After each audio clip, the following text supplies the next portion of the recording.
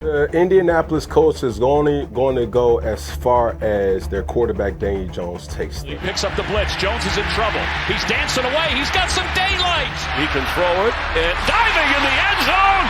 Touchdown, Colts! I feel like he is playing free given everything that happened to him here in New York, and he's just running the offense. Play fake, back to pass. Pressure from his left as he lets it go. Pop. Good luck, stay healthy. Appreciate it. Congrats on your success, Daniel. Thank you. Thank you. It's 2025 and somehow Daniel Jones is playing lights out football. He's top 5 in just about every passing category and running Shane Steichen's offense like it was designed around him. The Colts look like genuine contenders early on, and their once maligned quarterback is suddenly the most talked about player in the league. But every redemption story has to have a low point. For Daniel Jones, it was his time with the New York Giants, but if you still think that debacle was DJ's fault, you haven't been paying attention. On September 7th, 2025, Daniel Jones announced his arrival in Indianapolis with absolute authority. In his debut against Miami, he completed nearly 76% of his passes for close to 300 yards and a touchdown while adding 2 more scores with his legs. Jones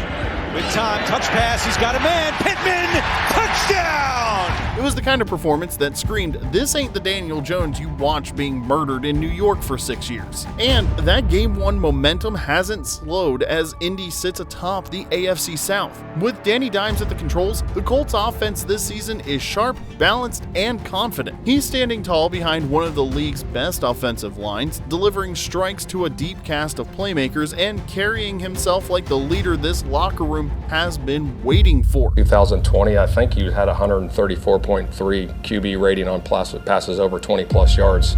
So he's done it, you know what I mean? This isn't a quarterback scrambling for survival anymore. It's a veteran leader in complete command, showing what he can do when everything around him clicks. For Colts fans, it feels like the franchise finally found some stability under center. And for Jones, it's vindication after the pure hell he went through in New York. Now, if you're enjoying this deep dive into Indy's new spark, hit like and subscribe for more comeback stories just like this one. To understand why Jones's rebirth in Indy feels so massive, you have to rewind to the dark years in the Big Apple. When the Giants drafted this guy 6th overall in 2019, the pick shocked everyone. Fans booed, analysts laughed, and the media didn't just question the choice, they openly mocked it. No!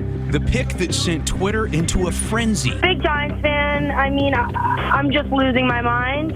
I'm totally confused. I mean, I need help here, guys. And once he took the field, Jones inherited a slow-motion train wreck that would drag out for years. 3 head coaches in his first 4 seasons, 5 different offensive coordinators, offensive lines that couldn't hold a pocket for more than 2 seconds, and a defense that routinely had Danny Dimes and his supporting cast of misfits constantly playing from behind. But if we're being completely honest, no one was actually supporting Jones in New York. Injuries made everything worse, because the guy was either running for his life or having his number called in far too many situations that left him exposed to big hits. Not surprisingly, he took some vicious beatings with the G-Man, where he was sacked a bone-crushing 208 times.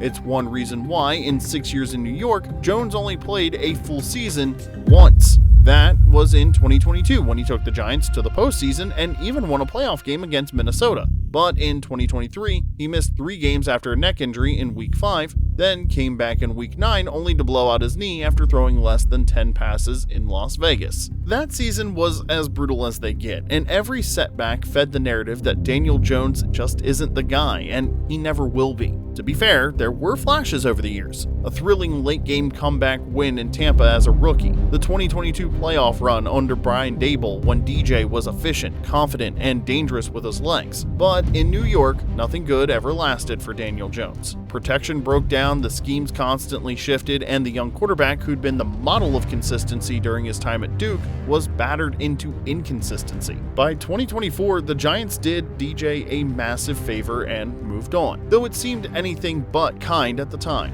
On his way out the door from New York, Jones said the right things and carried himself with more class than most would have, but he looked like a broken man. Of course, this season has been disappointing for all, and of course I wish I could have done more. I'm 100% accountable for my part. Another what could have been first-round pick destined to fade into oblivion, but as it turns out, that wasn't the end. It was the low point before the Scrapper story took a seriously unexpected turn. Well, it was a twist that almost no one saw coming.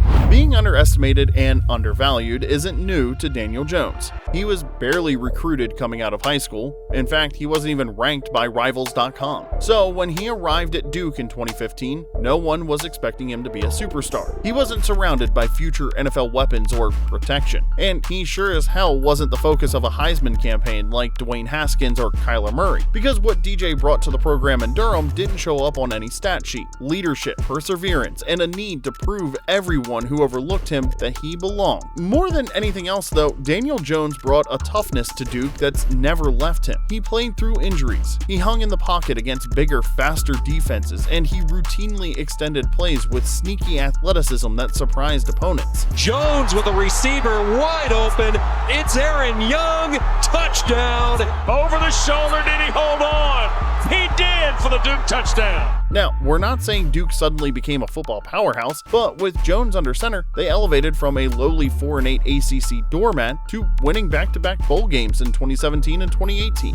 That's what caught the eyes of NFL scouts, and it's why the New York Giants gambled on him at pick number 6. They saw a 6'5" athlete with a big arm, quick processing, and toughness that couldn't be faked. The Giants front office didn't care about the boost. They knew they had a franchise quarterback. They just didn't give him the tools to play like one. But while things didn't work out for him in New York, the traits that made Jones a first rounder never disappeared. They just needed the right environment to surface. That's what makes his Indy story so different. For the first time since leaving Duke, Daniel Jones is surrounded by the structure and support that let those natural gifts shine. Yeah, he's been great. He's done a really nice job for us, obviously acclimating to the offense, learning it, the system. He is a veteran.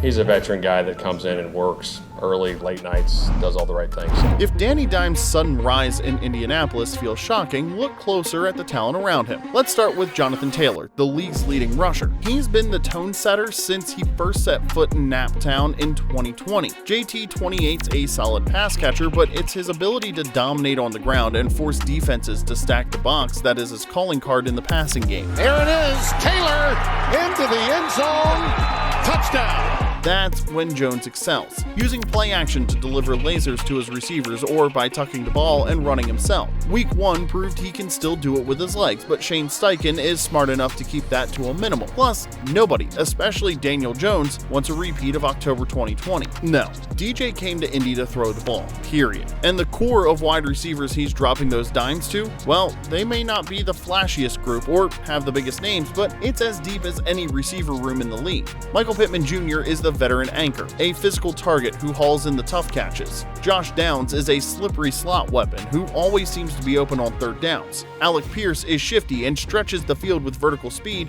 and second-year man Adonai Mitchell brings length and explosiveness that defenses can't game plan away. Goal, under pressure, throws, caught, and a touchdown. A.D. Mitchell. At least when he's not making boneheaded plays to rival the one we just watched. We'll get to that later. But honestly, with how inconsistent the quarterback situation has been in Indy, we have no idea how good each of these guys can be, but we're finding out. And a lot of that has to do with the team's shiny new weapon, Tyler Warren. The rookie tight end is already lighting up the league and drawing buzz as an offensive rookie of the year candidate. He's a big-bodied mismatch in the middle of the field and a trusted red zone target for Daniel Jones. Together, this isn't just a solid group, it's one of the most well-rounded in the league. And when you pair them with one of the NFL's better offensive lines, you get the complete picture. For the first time in his career, big number 17 isn't carrying the team on his back. He's thriving within a system that maximizes his strengths, and the result is the quarterback we're seeing in 2025. Efficient with the arm, dangerous with his legs, and confident as hell, now that he's not being laid out 5 times a game. Which all makes you wonder, what would DJ's career to this point look like had he been given similar tools to the one he has in Indy? Because the Giants did get the guy they thought they were drafting,